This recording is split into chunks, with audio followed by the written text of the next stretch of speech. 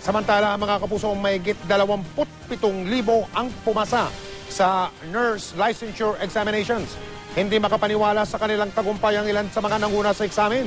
Yan ang tinutukan ni Mariz Umali.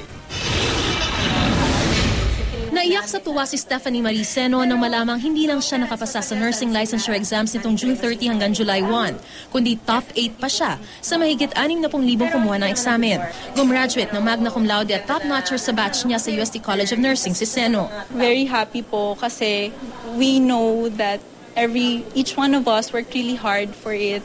Nasa klase raw si Stephanie nang may tumawag sa kanyang pasok siya sa top 10. Nagtuloy na kasi siya sa medisina pagka-graduate ng nursing. At di gaya ng ibang humahanap ng kapalaran sa abroad, nais daw ni Stephanie na dito maglingkod sa bayan. Even if I'm a doctor already, the way I treat my patients and take care of them, it's always there. The nursing spirit and the heart of a nurse, it's always there. Nasa Amerika naman na ang nag-top sa boards na si Roxanne Trinity Lim, UST graduate din. Gaya ni Stephanie, laking gulat niya nang malamang siya pang nanguna sa pagsusulit. Kailangan po magpursige po talaga kayo kasi lalo na po ngayon, mahirap po talagang makapasok. We are very proud that our graduate, Miss Roxanne Lim, is number 1, top-notcher. Sa 60,895 na kumuha ng nursing licensure exam, 27,823 o halos 46% ang pumasa.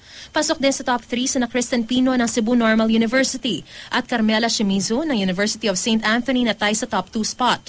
Pantay din sa top 3 spots sina John Vincent Magalong ng University of the Philippines Manila at Wayne Steven Zamora ng West Visayas State University La Paz. Mariz Umali, nakatutok, 24 oras.